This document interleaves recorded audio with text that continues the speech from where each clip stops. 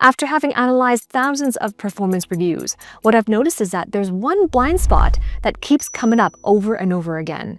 And the blind spot is that you are treating performance reviews like a report card of the past. Most professionals walk into a review with the mindset of a student. They want that A grade. They want the validation that they worked hard. And so you walk into it thinking that you're being graded on your performance, which is what you did, but the executive team is actually grading you on your capacity, which is what you can do. While you are treating the performance review as a credit card of the past, your executive team is treating it as a prediction of the future. So maybe you are winning the argument of your past achievements, but if you're losing the argument of your future capacity, then you're already falling behind. In this video, I'm going to be talking about the hidden criteria that really determines what is being evaluated. Let's start with the first criteria, which is performance versus promotability. Some of the most common feedback I hear from my clients that they get in their performance review are things like great work, reliable, key player in their role, or no significant feedback necessary, keep doing what you're doing, things like that. On the one hand, you could read that as praise, and a lot of my clients do, but on the back of their mind, they're wondering, but something's missing. What are they not telling me? Because I'm overdue, long overdue for my promotion, and I'm not getting better opportunities that I've been wanting. So there's a gap there. So yes, that's true. On one hand, you could read it as praise, but on the other hand, when it's about advancement and it really is getting to your next level, it's a containment strategy. And the blind spot here is the belief that mastery in your current role equals promotability and readiness for the next one. And these two are often inversely correlated, because on the one hand, if you are excellent in the tactical execution of your role, then promoting you can create a production gap that the company cannot fill, or at least not soon enough. So that's why when it comes to wanting to be seen as suitable and ready for the next level, it is important for you to build systems so that you can delegate the things that you're tactically executing right now, so that when you do walk away, that there's no significant drop in quality. But if you find yourself too busy to build the systems, then your excellence is not really a ladder, but now it becomes the containment. The second criteria is proprioception. And this is the exact reason why sometimes senior leaders can feel uneasy promoting a high performer, even if they can't really articulate why or put the words to it. Now, I've got to first of all, define what proprioception means. In nature, proprioception is your body's way of sensing where it is in space without you having to look at it. For example, you don't have to look at where your feet and your arms and your legs are, but you know the position it's in space, because your limbs are constantly sending signals to your brain to coordinate your balance, to coordinate your movement, and so that you're aware of exactly where your position is. So that's proprioception. In an organization, the brain, which is the leadership team, needs to know where you are, which you're part of the limb, where you are in relation to the market and the mission. And the blind spot here is what I call proprioceptive deficit. For example, if you have a deficit in proprioception in your body, then and you don't know the position of your arms and legs, well, guess what happens? You move around clumsily. So what does this look like in an organization? With proprioceptive deficit, for example, you might be executing with excellence, but you're unaware of how your actions are affecting the department next to you. Or you might be churning results and you are beyond expectation in churning out results, but you don't really know how you're impacting sales and marketing. Things like that. It's like a lack of proprioception of the whole part.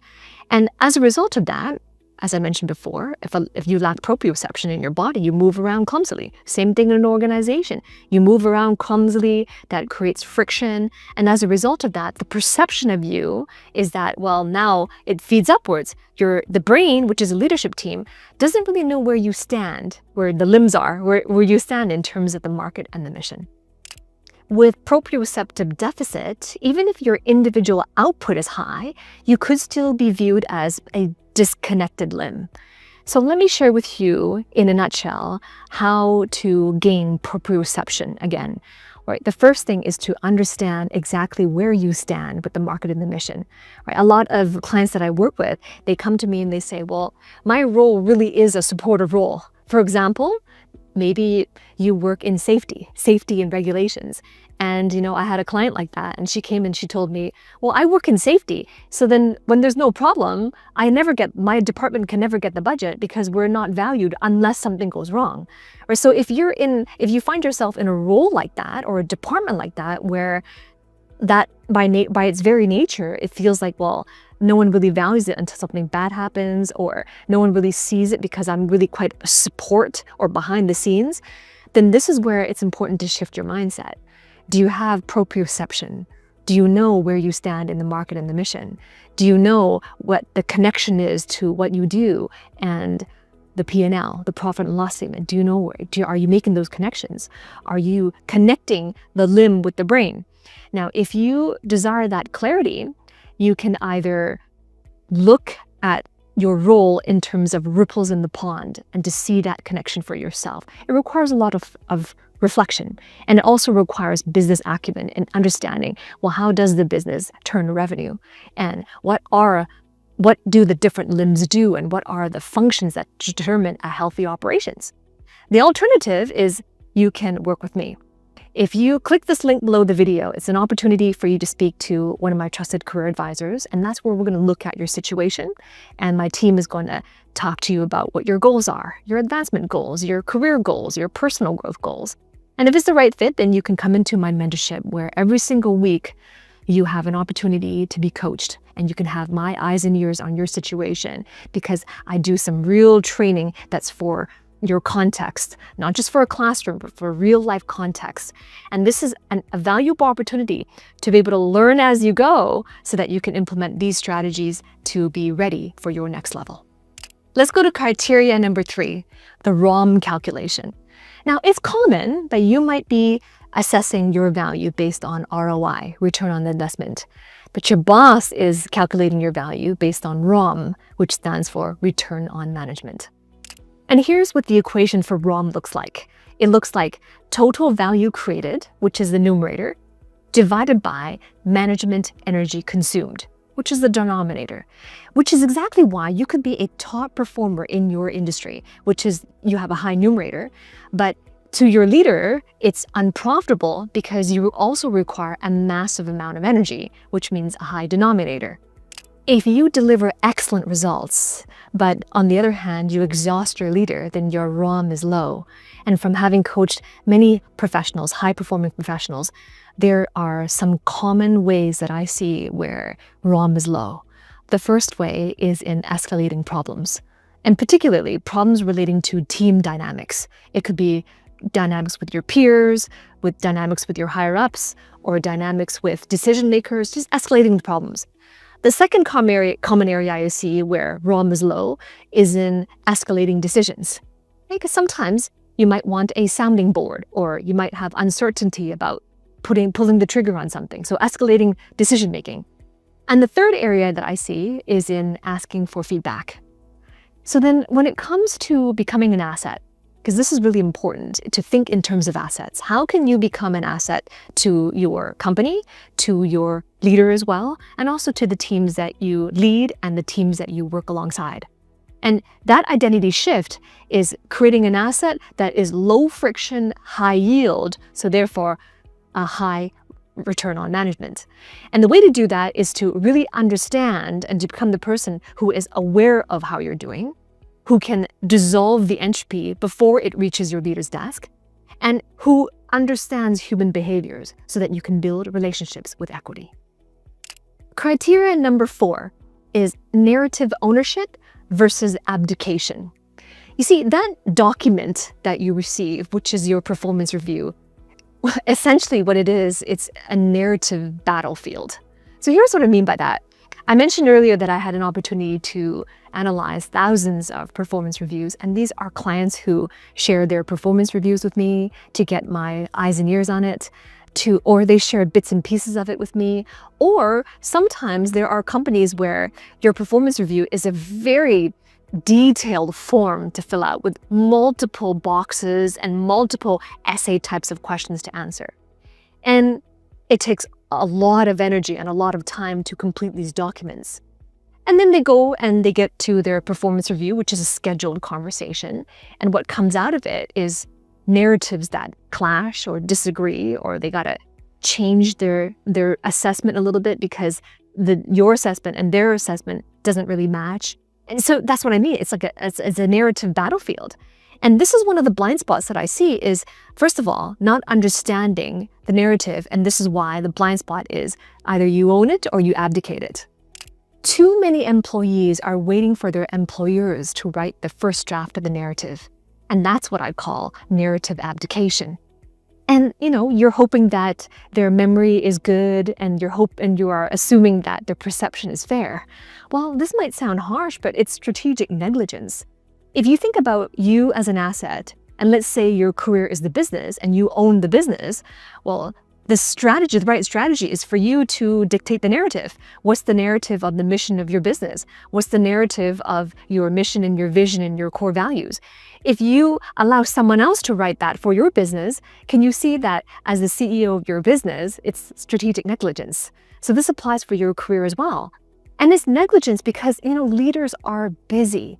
They operate on heuristics, mental shortcuts to make assumptions because they cannot possibly have kept track of everything that you did and all that you've achieved. Unfortunately, most companies have performance evaluations once a year. I've seen some that have it twice a year, but you see a significant amount of time goes by between each evaluation.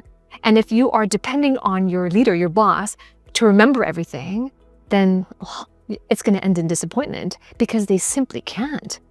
And they have recency bias, they have confirmation bias, they have all of these heuristics where they make mistakes.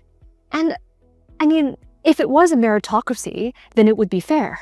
But unfortunately, a lot of these interpretations is really interpretation of your leadership. It's not always based on a meritocracy. It's based on what they could remember and based on their own values that are projected into that evaluation and into that narrative as well.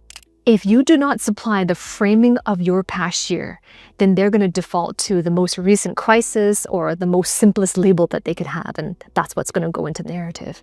And if you think about it, having one performance review every year, and that significant time goes by, and then you go in and you have the conversation, the performance review is like 20 minutes, 30 minutes. Sometimes if you're lucky, it could go for 60 minutes. What can you summarize in the past year in such a short period of time that positions you? And how can you create an agreement on your achievement and the meaning and the value of your contributions in that short period of time? So that's why I say, well, the performance evaluation process is broken, and it's definitely not optimized for you and your career advancement because it wasn't designed to be. But there's something you can do that you have absolute control over, which is to own the narrative. But don't just own the narrative in that moment. Don't just wait for the performance review in order to own that narrative. By that time, it's too late. Own the narrative time and time again throughout the whole entire year, and be responsible for the interpretation layer. How are they interpreting what you just achieved? Don't wait for a year to go by before you talk about that achievement 6 months ago. And don't just talk about it. Own the interpretation layer. What did that achievement mean? What was the market value that it brought to the organization? What about at the enterprise level? And this requires a significant amount of reflection, but the reflection will be worth it if when the formal review comes, by the time it comes, the year passes and it comes, then you're going to be met with a leader who was with you to witness your journey instead of needing an hour at a time, an hour in advance, just trying to summarize the whole year. See, that's to your advantage, and that is strategic. And criteria number 5 is understanding the language of reviews. You see, the language of performance review hides the real critique. And when you get that feedback on that document, it rarely gives you actionable feedback. It usually says something like, needs to be more assertive, or needs to communicate more clearly, or you can be too intense, or it could be, you missed the bigger picture, or it could be something like, need to show more teammanship, things like that, which are very broad, kind of vague, and you leave that performance review scratching your head and you kind of wonder, well, how am I not doing that? That's literally what was on my mind the whole time. Or you're wondering, well, what do I do? I had one client who was a top performer in his field, and he shared with me his performance review. And the one line on there that really was vague was, "You need to show more diplomacy." It's like, what does that mean? What do I do? How do I know how to improve upon that? And that's really the language of performance review. And so then it's important to understand that language for yourself so that you can give yourself the action to make those adjustments. And these feedback phrases do sound generic, but they are pointing to an underlying mechanism without pointing directly to it. And the blind spot and the mistake that most people make is when they get that feedback, what they're turned to is to fix the words themselves instead of addressing the underlying mechanism that the words are pointing to. Let me give you a concrete example. Let's say I have clients who've received the feedback, needs to communicate more clearly. So the blind spot here is that they try to fix the words. They try to speak more clearly. So they go and take these speaking classes and they think, oh, I need to enunciate my words clearly. So they take these pronunciation, they try to increase their vocabulary, they try to study speech, and they try to exercise their vocal cords, all the mechanism just to fix the word of communicating clearly. They try to fix the words. But what I'm saying is that, no, it's not about the words, it's the mechanism under it. So what's the mechanism under speaking clearly? It's thinking clearly. If you don't think clearly, you can't speak clearly. But I always say that it's not a communication problem that you have, it's a thinking problem. When your thoughts are muddy, your words are muddy. And so if you are addressing the mechanism underneath it, it's becoming a more strategic thinker. It's becoming more organized in your thinking. It is focusing more on thought leadership rather than the exact words you say and the tonality you use to say it, because that's the tactical stuff. So this is where it's important that you don't take the feedback, the understanding the language of the performance review is not just taking the feedback at the face value of the words. That's like the surface level. And the reason why performance reviews are stated that way is because most leaders don't really know how to articulate what really is the mechanism. They only know how to say, you need to be more assertive. Or they only know how to say, well, you need to see the bigger picture. Because those are common and easy words to reach for. But it's up to you. You must take ownership of it, just like you're taking ownership of the narrative. Take ownership of being able to understand what is the mechanism that this feedback is pointing to and address that instead of just the words. Your results matter, but the impact that you have on the system matters more. So use these lenses to make your value undeniable, to articulate it more clearly, to have your alignment be more proprioceptive. Because let's face it, you're not there just to be reviewed by someone. You're there to be revealed.